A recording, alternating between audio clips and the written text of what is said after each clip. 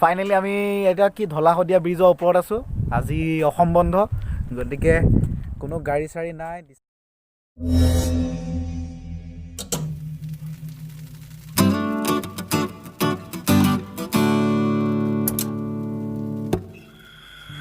নমস্কাৰ, কি খবৰ গাইজ? ভালে আছেনে? মোৰ বৰ্তমান বহুত ভাল, আশা কৰোঁ আপোনালোকৰ সকলোৰে ভাল চাগে। বাকী বৰ্তমান ভালেই আছোঁ, কিন্তু 2 মাহ আগতে মোৰ যেতিয়া মই ব্লগিং চেনেলটো ষ্টাৰ্টিং কৰিছিলোঁ, তেতিয়া তাৰ ঠিক অলপ দিনৰ পিছতে বহুত বেয়া দিন হ'ল মোৰ, বহুত বেয়া দিন চলিলে। বাকী সৰু সুৰা অপাৰেশ্যন এটা কৰিব লগা হ'ল, বেড ৰেষ্টতো থাকিলোঁ প্ৰায় এমাহমান। তাৰপিছত এতিয়া প্ৰায় সুস্থ হৈ গ'লোঁ, প্ৰায় সুস্থ হৈছোঁ আৰু মানে এতিয়া ভাল, বহুত ভাল এতিয়া বহুত ভাল। গতিকে হেৰু বাদ দিলোঁ। এতিয়া ব'লক ইমান দিনৰ পৰা কৈ থকা সেই মায়'দিয়াৰ ব্লগটো, মায়'দিয়াৰ ৰাইড টু মায়'দিয়া ব্লগটো আজি আৰম্ভণি কৰোঁ। ব'লক তেতিয়াহ'লে ভিডিঅ'টো আৰম্ভণি কৰোঁ।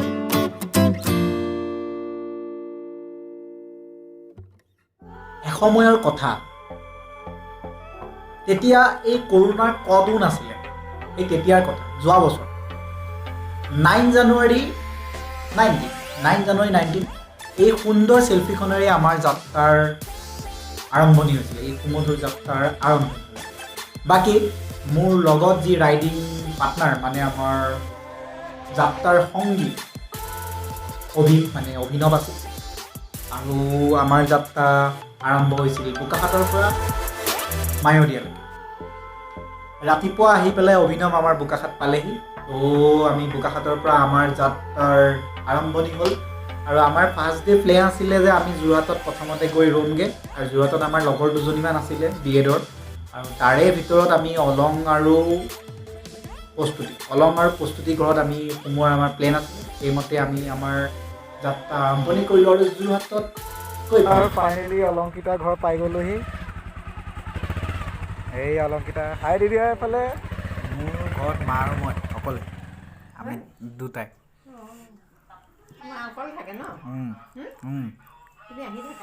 মই আহি থাকোঁ বাৰু মাজে মাজে, মই অকল বা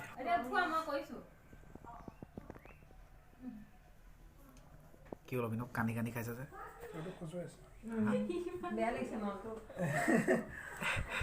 ক'বলৈ মনত পৰিছে নেকি?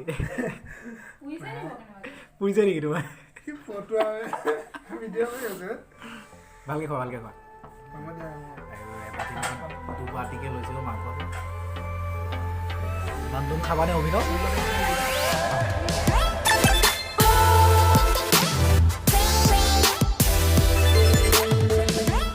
যোৰহাটৰ পৰা ওলাই গৈ আমি সন্ধিয়া লগা মৰাণত গৈ পালোঁগৈ। মৰাণৰ পৰা আমি দুফালে যাব লগা হ'ল। অভিনৱ থাকিলে মৰাণত মোমায়েকৰ ঘৰত, আৰু মই গ'লোঁ ডিব্ৰুগড় মেদিনীৰ ৰুমত থাকিবৰ কাৰণে।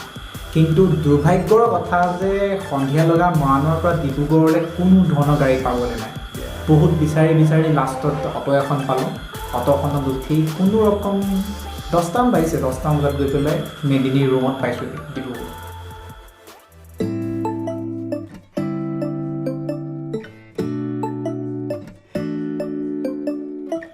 ৰাতিপুৱাই মেদিনীৰ লগত গৈ পালোঁগৈ ডিব্ৰুগড় ইউনিভাৰ্চিটি। সৰু কাম এটা আছিলে মোৰ নিজৰ, আৰু সেইটো কাৰণে গৈছিলোঁ। ৰাতিপুৱাৰ পৰিৱেশ এনেও ভাল লাগে। তাতে ডিব্ৰুগড় বিশ্ববিদ্যালয়ৰ শাৰী নাহৰ গছৰ মাজেৰে যি বাট, সেই বাটেৰে ৰাতিপুৱা যেতিয়া বাইকত যোৱা কোনেহে বুজি পায়। বহুত ভাল লাগিলে গৈ। ডিব্ৰুগড় বিশ্ববিদ্যালয় অসমৰ একেবাৰে পূব প্ৰান্তত অৱস্থিত উত্তৰ পূৰ্বাঞ্চলৰ এখন অন্যতম বিশ্ববিদ্যালয়। এইখন বিশ্ববিদ্যালয় 1965 চনত প্ৰতিষ্ঠা হৈছিলে, আৰু এই বিশ্ববিদ্যালয়ত পঢ়িবৰ কাৰণে বহুতৰে হেঁপাহ, মোৰো যথেষ্ট হেঁপাহ আছিলে।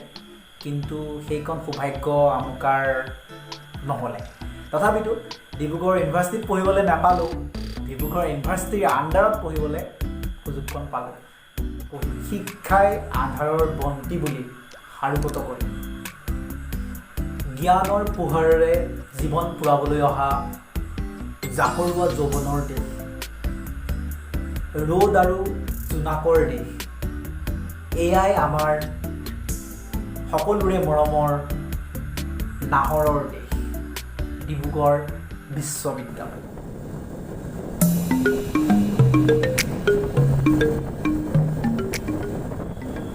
ডিব্ৰুগড় ইউনিভাৰ্চিটিৰ পৰা ওলাই আমি গ'লোঁ বগীবিল দলং চালোঁ। বগীবিল দলং মই চোৱা নাছিলোঁ, মেদিনীয়ে আগত চাইছে, কিন্তু মেদিনীয়ে মোক লোকেল গাইড হিচাপে দেখুৱাবৰ কাৰণে লৈ গ'ল বগীবিল দলং।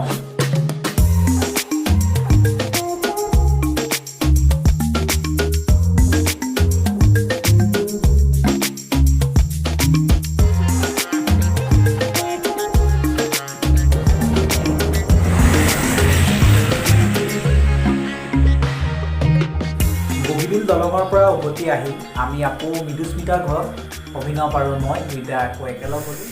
আমি মৃদুস্মিতাৰ ঘৰ পালোহি, ফাইনেলি মৃদুস্মিতাৰ ঘৰ পালোহি। কালিৰ পৰা আহিম আমি ভাবি আছিলোঁ, ফাইনেলি পালোহি। মৃদুস্মিতা ক'ত গ'ল এইজনী?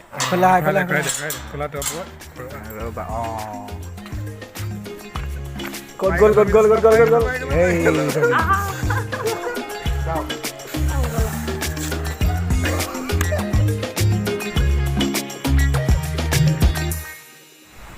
ডিব্ৰুগড়ৰ পৰা ওলাই গৈ ৰাতি 8মান বজাত গৈ পেলাই আমি তিনিচুকীয়াত পালোঁগৈ মোৰ খুৰাৰ ঘৰত।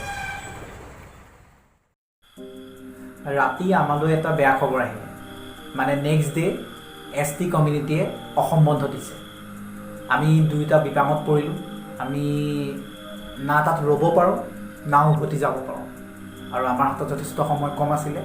আমি নেক্সট ডে যাম নে নাযাম একো ডিচিশ্যন ল'ব পৰা নাই। ৰাতি বহুত দেৰিলৈকে আমি এইটো কথা ডিছকাশ্যন কৰি আছোঁ, বহুত ভাবি চিন্তি আমি সিদ্ধান্ত ল'লোঁ যে আমি নৰওঁ, আমি উভতিও নহওঁ, আমি যাম। ৰাতিপুৱা 5টা বজাতে আমি উঠিলোঁ আৰু যিমান পাৰি সিমান সোনকাল কৰিবলৈ যত্ন কৰিছোঁ। প্ৰায় 6টামান বজাত আমি খুৰাৰ ঘৰৰ পৰা ওলালোঁ, মানে তিনিচুকীয়াৰ পৰা আমি আমাৰ যাত্ৰা আকৌ কণ্টিনিউ কৰিলোঁ।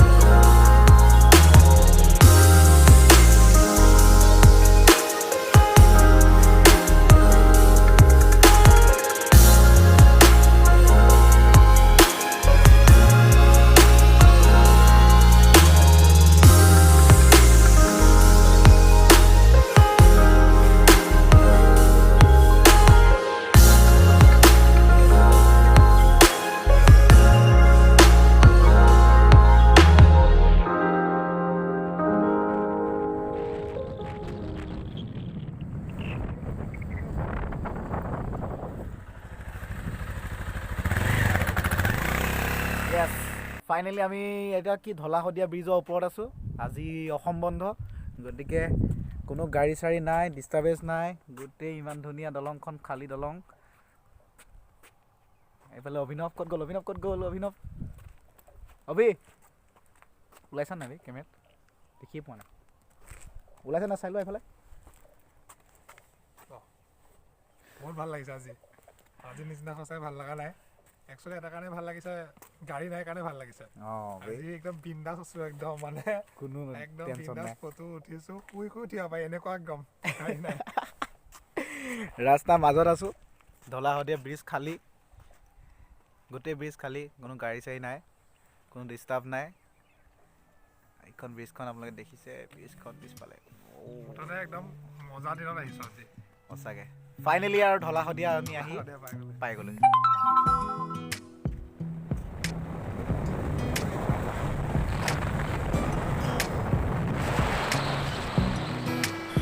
এইখিনিলৈকে প্ৰায় ঠিকেই আছে, কিন্তু অৰুণাচল বৰ্ডাৰ নাপাওঁতেই মাত্ৰ 2 কিলোমিটাৰমান থাকোঁতেই আমাৰ লগত এটা বহুত গণ্ডগোল, কোনো ৰকম বাচি আহিলোঁ। বাকী কি হৈছিলে নেক্সট ব্লগত সম্পূৰ্ণ গম পাব, ডিটেইলছত ক'ম।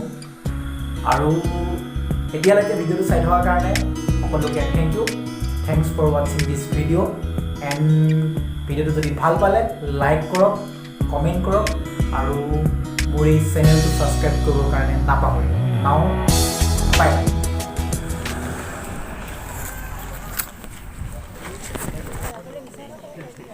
বস্তু নালাগে